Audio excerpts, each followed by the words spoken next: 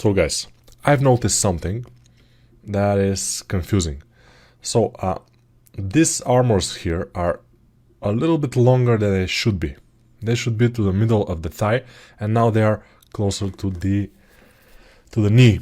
So what we can do is, let's just increase the size of the knee. But what we can do is fix the belt, because the belt is here and it's going out, it's going up like this. So it's going not like mine, like oops, like this, but it's going upward like this. So probably we should do something like that. Let's try it for the belt, and then we'll move also the armors. Basically that's my idea. I will move the armors up, all of them like this. Hopefully the inner part is okay, everything is okay. Move them inside, and maybe with the big move brush just move them closer to the body, so they are basically closer to the body. If we move them closer to the body, they will basically go closer to the body. I know it sounds not logical at all, but sometimes things are not as we expect them to be. So, what do we want to do in this course? Let's fix a little bit the wings also. This part here should be longer and a bit more curvy. But yeah, since I moved the wings already, I cannot easily make those modifications because they are not perpendicular to the camera when I'm exactly on the side view. They are a little bit, and I have to be careful not to mess them up, but they are okay. Now the tail.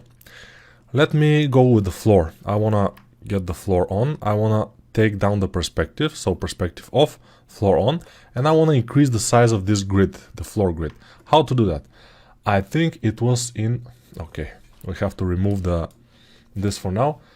It was here, yeah, grid size. Let's make it bigger like this. Why do I want this? Because from the side view, I want to have a floor plane. Of course, I could do that without a floor plane. I could just press it down and make sure the hooves just touch the bottom of the screen here, and I will see that the tail needs to go down. But it will be a little bit more comfortable with the floor, and also you know that if you go to the draw menu and you go to the grid size, you can increase this grid, which I don't think you will need it, but whatever. So I will select the tail. I will go to my gizmo with W. Then I will press this. Then I will Control Shift drag outside the object to select or deselect everything. And then I will select only those things here. So the tail and the metal part, not those things on the tail, because if I select them, you will see they're also on the back. And if I move down, I will move down also those on the back, which I don't want at this point. So I will deselect them with Control Alt Shift drag, and then I will just push down the tail itself. Okay, I will push it a little bit more down. Of course, we can deselect this, press Q to go to whatever brush we have, then just move this and like this. And you see now the grid is down. The grid is at the bottom of the lowest subtool. So now the lowest subtool is the tail, so the grid is down. But I will go and press Control Shift and click here on the upper left on the brush. By pressing Control Shift, I'm holding Control Shift. I'm selecting the clip curve brush, which is this one. And you know, this is what we did with the hooves. I will drag from right to left. If you drag the opposite direction, you will see something different will happen.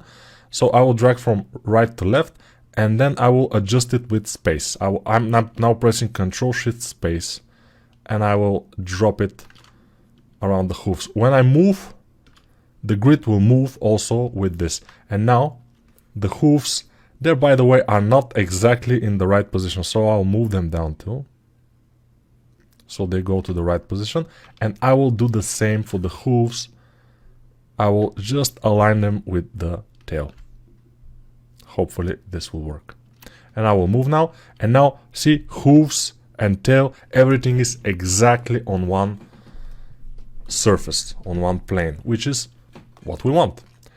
And of course my hands now are kind of itching me to continue working on the tail, because it's one of the most unfinished things that we see here. But let's not get ahead of ourselves. Let's go to remove the floor, put on the perspective. We just want to have the perspective.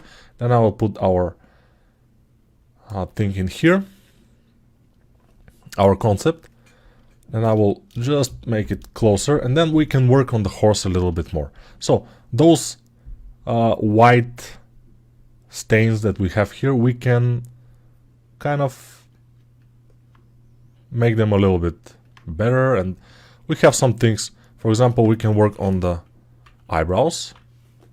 They can be a little bit like this in this area, if we want to be closer to the concept, of course, which we probably do. We'll go to the ears, make them a bit like this. Yes, here on the hair of the horse, we maybe want to do something else, but we'll see. For now, I will go here, and what I want to do in this is put additional polygons in the middle of all those. Why do I want to do this? Because at some point I may want to curve this outward a little bit here on the front or on the side. It will look a little bit better. And now I will not be able to do that because I don't have a polygon in the middle. And if I want, I will go to insert, and I will insert a polygon like this in each and every one of them. The other option is, let me show you the other option. I will turn off the perspective, so everything is just lying down like this. And I will go to remove my concept, Control Shift. Let's try Control Shift, and then let me see, slice curve. Let's try this brush, slice curve. I will select it, and then I will drag from here, Alt to here, Alt. When you press Alt, you can curve it. Otherwise, it's a straight line. And then I will drop. And now you see what happened. It made a line across this, and this line obviously has also different polygroups in both sides. But the idea here is that we have made the line very quickly without too much hustle, which is great. Now, what we want to do is decrease this, because I don't like this to be creased exactly. So crease, edge loop complete, decrease this, and decrease this loop. I don't know why it was creased, probably some mistake, but whatever. Now, we'll not go back to the other brush, the other select brush. We'll go to this, and we will do the same.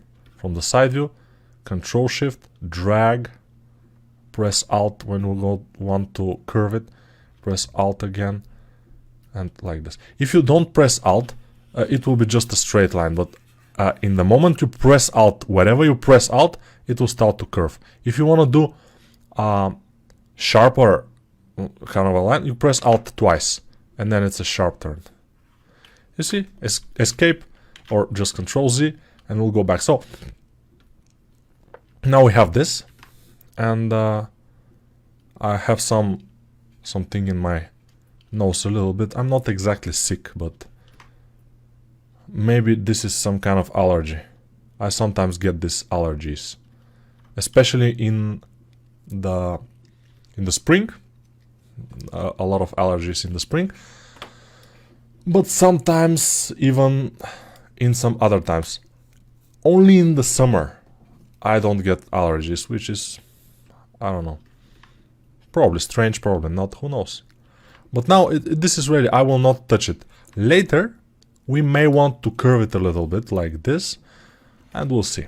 Now I want to do this thing here on his neck is pretty thick, but I think the thickness is kind of alright. We need to make sure that those borders here are gonna be correct. So what I'll do, I will go here, insert single edge loop, and alt click on the edge loops to delete them. We don't need them. And now I will make new ones. One here and one in the top. Maybe one with shift. But it's not mandatory because here we have kind of a smooth surface, so it's alright. If it's smooth though. Yeah, it's not exactly smooth. I see some very minor imperfections which we may or may not want to fix. If you want, you can fix them, and I will advise you to do so. But if you don't want, you may not fix them, and I will advise you to do so. Again, okay. So Z modeler brush and extrude all polygons inward. By the way, extrude, it was extrude polygroup all, so it could work because it was just one polygroup, but I prefer just to, just a personal preference. Not logical, just a personal preference. So now I will go to extrude. Let's go to something here so we can see it. Extrude polyloop, and let's not extrude polyloop, because I want first to make a polygroup here and polygroup here down. So I will go to polygroup polyloop, and then I'll click. Of course. Now I will extrude polygroup all and extrude it a bit. Not too much. Alright. Now I want to delete this and this edge. And when we press D to subdivide, it's okay. I mean, I will even probably leave it like this because this is leather. It could be softer than the steel. So I will leave it like this. Of course, this color is not exactly this color. So what I will do, I will Shift Z. Since I haven't restarted ZBrush, and my computer is constantly turned on, and I haven't restarted ZBrush ever since I started this course, so my spotlight is here. If I restart ZBrush, my spotlight would disappear and I have to load it again. And I may show you again how to load it, but for now we don't need that because, yeah, I haven't restarted it. So now I will take this opportunity to put this in position a bit. A little bit bigger. And just with the alpha brush, go ahead and put this color on. It will be interesting, just this color, because this is the same color of all these straps, and even the gloves, they have a little bit of some other color, but yeah, now maybe also I can put a bit of this color here on the horse just to see what color, and also I can use for the horse here a little bit of color there. Yeah, you see, I can now pick this color and use it, but this one here I will just make this thing this color. And I made it. By the way, since the RGB intensity is 61, it's a little bit strange. I have to put it to 100 and then fill object, and then everything will be okay. Of course, we don't need it. I will Control Z. I will select this color and basically go to RGB intensity a little bit lower and do this twice. Then I will select this color because I think it's better representative of the overall color that we need. And then I will fill the object with it. Then I will fill this with it. And the belt of our guy here also will be filled with this color. Alright, so the horse is almost completely ready now. Of course, we need only this thing that he's holding. So I will do that. How to do it? It's a little bit tricky. Let's try to select the horse itself. And this thing should go from here, but with a mask from here to here. Okay. If I extrude it now, it will be awful. So what I'll do, I will go from here to here only, like this. And then I will extrude it like it is. Extract, not extrude. Extract, accept, Control Shift click, del hidden, go to the lowest subdivision, and now I will adjust this how I want. So I will go with my move brush and I will start moving it accordingly. Of course, this will not, I will not make the thickness or everything before I have the pose, because I will easily move it until I have the pose, and then I will set it in stone. But before that, I don't want to set it in stone. I will just work on it. Alright. So now, since my, you know, the polygons are not very nice, especially here in the end, I will zero mesh it again and again. Probably again. And now I think they're okay. Now they're working pretty well, those polygons. I'm not sure exactly where I should put this, but it could be something like this. I will fill it with this color and I will leave it. And now we have this also. So our horse is almost completely ready. It's not completely ready though. Let's just go to the tail. And our tail is not very nice. We need to work more on this tail. Yeah, maybe Control D to subdivide it once will give us the opportunity with the down standard brush to just do a bit of work on here. Just a few things. I'm trying. If it's not working, it's not working, it's okay.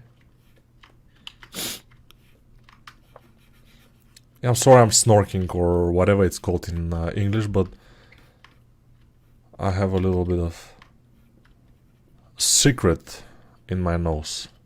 If you may say secret in the nose. Secret. Secret. No, it's not secret. I don't know what it's called in English, by the way. Okay, this is looking kinda nice. Of course, here we need something to kind of take the tail of the horse. I have to think about it. But other than that, we have a beautiful tail going on. Of course, here we can fix this.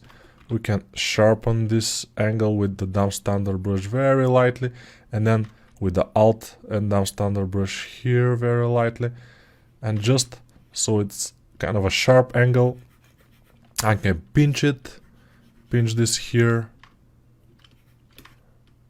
and it's gonna be kind of nice. Not the best, not the worst. It's always like that. Not the best, not the worst. It's okay. This tail is going pretty well. Now we can, of course, put this color on the tail also, which I think it will be great, so I will try it. Alright. Let's see. The tail is going here. Alright, I will just go to my alpha brush and just brush it over this. Okay, Shift Z, and now we have these colors. We can go with the alpha, and just with C we can select the color, we can color this, select another color, color this. Yeah, it should work basically.